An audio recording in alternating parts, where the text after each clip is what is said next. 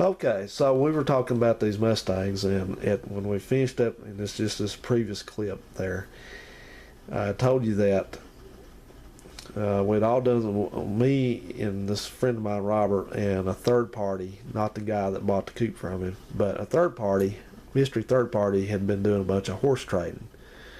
Well, I'll tell you who the mystery third party is. Let me find the picture here.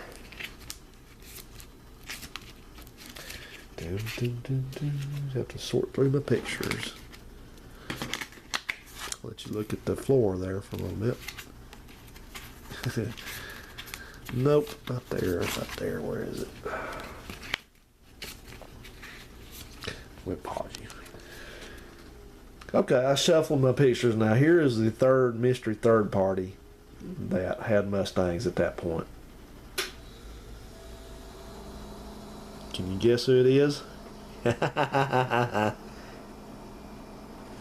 going to put my finger over the person standing here because that's an idiot that he lives with. Uncle Phil. But that was Uncle Phil before Uncle Phil was Uncle Phil. That was the pre-Uncle Phil days. And that would have been about 1998 or 99. I think about 1998. So Phil would have been about... Uncle Phil would have been about 47 there. He's 66 now. So, he's rocking the black blue jeans and all that. So, that's Uncle Phil's car there, and we'll do a side story about how Uncle Phil came to have that car. Alright, well, my friend that had this coupe over there later on, my buddy Robert, before I still had that maroon GT that I put together. And he didn't have, he was younger than me, he didn't have a Mustang, but he decided after riding, just like me, same thing happened to me, he decided after riding in our buddy's Mustangs that he wanted one. So he went looking for one, and he found this one for sale. This was an 89 GT 5-speed, had a ton of miles on it, like 200,000 plus on it. And you'll notice, I think the door still has the blue stripe on it. This car originally had a blue pinstripe around it, which... now I think looks good, and I would have left it, but back then we didn't like that. We always pulled the pinstripe off of them. But anyway, he got this car and drove it for about a year and a half, something like that. And it ran okay, but that car had just been puttered around and never had been gotten on in any, race or anything. And you guys have had these cars, you know that that's bad for one of these cars because they like to be run pretty hard from time to time. And this one had started burning a lot of oil, and so it used oil, and it just wouldn't run very good. It just was kind of pokey. We sure tried to, boy. We ran the crap out of this car, and so. It started coming around a little bit, but it just never did. It had a 273 gear in it, which everybody used to boo and hiss about those, but those really didn't make that much difference because I could run with a lot of people with a 273. But so anyway, this buddy of mine, Robert, he had this car, and then he ran across this car, this coupe I'm telling you about previously, and so he had to do a quick swaparooski to buy the coupe. He had to sell this one, so in came Uncle Phil. Alright, well, Uncle Phil at that point had been driving two different vehicles. Uncle Phil always, like now, he always had a couple vehicles floating around. And what Uncle Phil was driving in 1998 was he was driving a really beat up, about an 86 or 87 Nissan King Cab pickup he'd had a while, and then he was also driving, his weekend car was a 1985 or I think it was a 1985 or 6 Camaro coupe with a V6 and a 5-speed. If you go back to the junkyard video me and Phil did a couple of years ago, we see one in the junkyard, and I tell him to pretend like he's burning his hand because that actually happened. Uncle Phil used to be pretty wide open about getting mad, and he'd get really worked up about working on cars, so he ow shit, oh fuck, all this stuff, when he's working on, burn himself and cuss and hurt him. Oh, this is hilarious. I can't even describe it. I wish you guys had been there and seen it, but anyway. But so Uncle Phil somehow pulled some strings and got the financing available to buy this car, And this again, the third person that had never had one of these, Phil loved this car. I mean, he loved this car. It's just like he lived and breathed this car. And he didn't race it very much, but he just, oh man, he loved it. This was one of the few times that he raced this car at the track. He did okay. But that was funny because this car was having, Uncle Phil is a real tightwad. He doesn't have a lot of money, but the last thing he's going to do is actually spend any real money to fix something. So 20 years ago, he was doing the same stuff he does now. So this car had a bum starter, had a bum fuel pump, and so it wasn't running that good, and sometimes they had to push it off to get started. So blah blah blah, long story on that. But anyway, that's who the third person was. And so in all this, you guys wanted to hear about the 5.0 Mustangs, you're going to hear about them. Now, how complicated. See, this trading around with cars and stuff and buying cars, this didn't just start recently with YouTube and Craigslist. This was going on beforehand, big time. So anyway, real quickly, there was a fourth car involved in all this that had been floating around that the buddy, our fourth buddy of us that I never did hang around with very much. He had come up with a 92 GT, which is a really pretty car. It's my favorite color combination. It was a dark navy blue and a gray bottom on it. And that car had been built, man. That car had 14 gears. It had subframe connectors. It had different lower control arms. The lower control arm boxes had been boxed in and reinforced and stuff. So that had been a strip car. Somebody had been running it hard, but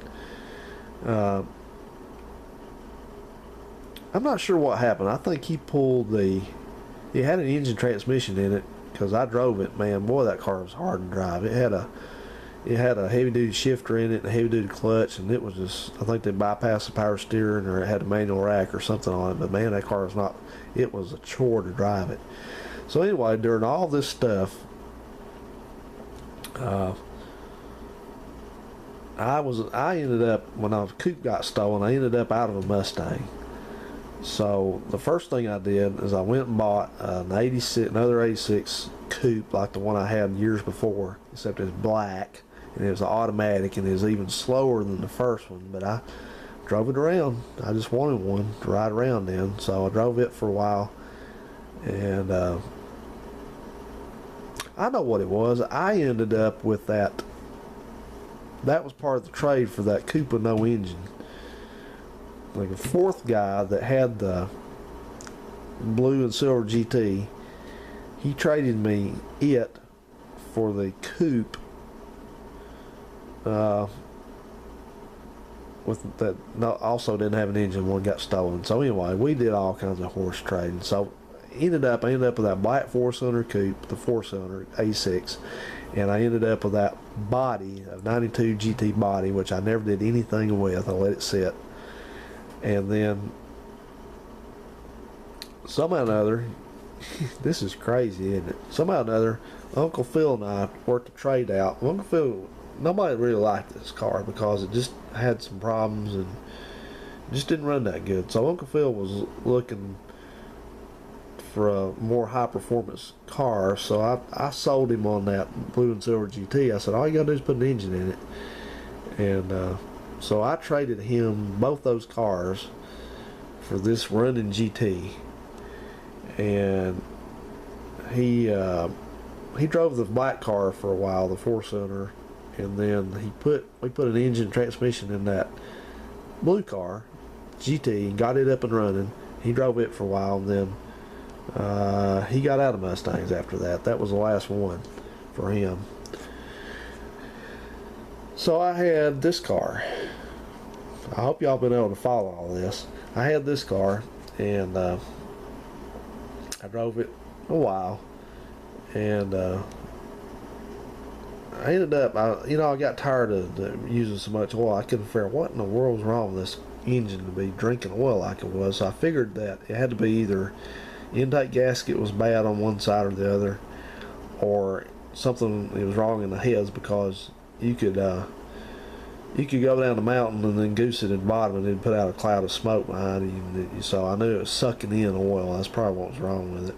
So I put on I changed the heads out on it. I put a set of ported stock heads on it and a ported stock intake, which that doesn't really do that much, but the guy had them for sale, cheap. So I swapped them on, and that greatly decreased the oil consumption. It went down to fairly normal, probably about a quart every 2,000 miles. But man, that car sure ran a lot better after that. It went from running about 1440s in a quarter with a 273 gear down to about a 1380 just doing that, and picked up probably 2-3 miles per hour. So it ran a lot better.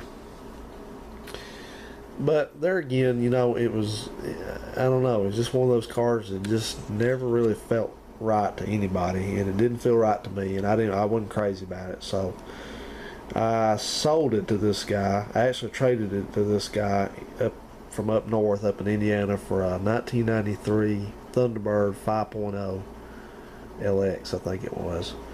And that car wouldn't run. I didn't like it too well either. So I'm going to finish up on what I had.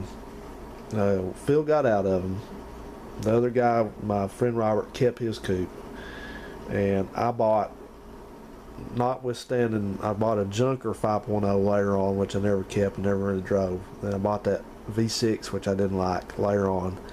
But the V6 was the end of the line for me. But in there somewhere, I had one more LX 5.0. I bought a 1990 in 2002, I think it was, or 3. I bought a 1990 5.0 LX hatchback, which I don't have any pictures of. It was white with a red interior, and I did a lot of work on that car. That car ran good. It was bone stock. It was slow. I put a gear in it. I swapped it to a 5-speed. I think I swapped the interior out of it and actually resold that red interior to somebody. And when I'm talking about swapping interior, I mean I'm pulling the dash out and everything, harnesses out. I think I put a black interior in that one, and golly, that was expensive for that interior. I think I gave $400 or $500 back then for the interior by itself. Put exhaust on it, and it was a nice car. I kept it for a while. It had been hit and kind of put back together, so it wasn't a very clean car body wise up front, but it drove good. And I kept it for about, I think I bought it in 2002 and kept it till 2006. So I kept that car 4 years. That's kind of a record for me. And that was it. A guy offered me good money for it, and I ended up selling it. And I never have had another one to speak of. I had a couple short-termers, but that was it. And Uncle Phil's never had another one. Yeah, Uncle Phil did have a Junker Mustang. When I say Junker, I mean one that had to have a lot of work done to it and wasn't all there. And we both just weren't into it anymore. So that was the end of the road for the Mustangs. End of the load. Too much load. That was it for them, and we just went on to different things. And my buddy that had the coupe there, and Robert, he got a Bullet Mustang much later on. Here's a picture of me in the backyard, and this is when my brother was working on cars before he got disabled. A Cavalier, a Mustang, me. That was about 1994, so about 23 years ago. There's a Nissan King Cab truck, or single cab hard body. There's an older Nissan. I don't know what's in the back there. That was the backyard of that house I moved from, my mother's house. You probably recognize it. So anyway, there's another view here of it. Yep. That was it for me and Mustangs, guys. So I thought, in addition to that, I would run through a few pictures real quick and just kind of do a little story time with you, kind of give you some history on our car stuff. And I'm going to be quick about describing this, and so stick with me. This is me and my mother and my brothers back in very early 70s. That's my dad's 72 Corvette. He has white T-tops on it because somebody stole the glass ones. Never mind my look. I look goofy. I had a look going back then of the oh, whatever that kind of driving cap is. I was a nerd, geek, even worse than I am now. That was my second car I ever had. That was an 81 Toyota Corolla SR5. Drove that car all over. It's a great car. This is the front yard of Mom's house down there where I started making my YouTube videos. I moved from way on back there. That in the corner is a 1970 Plymouth Valiant Slant 6 I rescued out of a junkyard. Got running again. Another backyard view here. Same cars except there's my brother's 4-speed Camaro that's sitting in front of the shop there. You saw that shop. Here's another view of the Slant 6 Valiant 70. Had to get it running. It had a knocking engine in it. Here is my cousin and my aunt, and that is their 1966 Chevy Impala. I think it's an Impala. I know it's not a Caprice, and it wasn't a Bel Air, so it had to be an Impala. They kept that car. They bought it new in Las Cruces and kept it a whole long time. This is the same aunt there and my uncle. They're both deceased now. My grandmother on my mother's side and my dad, and that is both of their early Corvettes. One of them's about a 58 and one's a 59. I think that's a 58 and that's a 59. That picture is taken in July 1961. That motel they're in front of, they own that, and that was still there in Las Cruces. Here is me in about 1980 or 81 hunting Easter eggs, and this is our pickup truck my dad bought from some guy, and they had to repair the engine in it, and they kept that truck a long time. It's a 73 Cheyenne Super with a 350. That car in the background is a 67 Pontiac Le Mans. Here is me in the front yard of our house we used to live in Gunnersville, trying to learn to ride a bicycle. I sucked at it. Here is me the same day hunting Easter eggs. This is me in front of a 1964 Volkswagen Beetle my dad bought new. You can see what kind of shape it was in by 1980. That car in the background, that's a 1980 Cadillac Coupe, almost brand new. And that's my brother's 1977 Toyota Corolla SR5 in the background. Here's the truck again. This is my dad and I in 1995. He was ill then with a terminal illness. This is his 1981 Corvette. My mother's 1983 Celica GTS in the background. This is us eating, me and my aunt and uncle and brother eating at Shoney's in Huntsville. We don't even have a Shoney's anymore, but that in the background, that car in the background way out there, that's a 1971 Chevy Impala Coupe, gold with a white top. That was my grandparents' car. They gave it to me when I got it when they died, and it's my first car I ever had. That was my mother's car she had after the Toyota. That's a 1991 Mazda Protege LX. Well, that car ran good. Going in reverse order, the car she had before that, I didn't mean to do it this way. That's the Celica GTS. We ran that car that had almost 400,000 miles on it. It was sitting in the weeds when I moved to Mom's house down there, as a matter of fact. And here is the first car I remember her buying on her own after she and my dad got divorced. But that's me sitting on the hood of a 1978 Toyota Celica GT. And what do we got here? Another one of the Celica GT.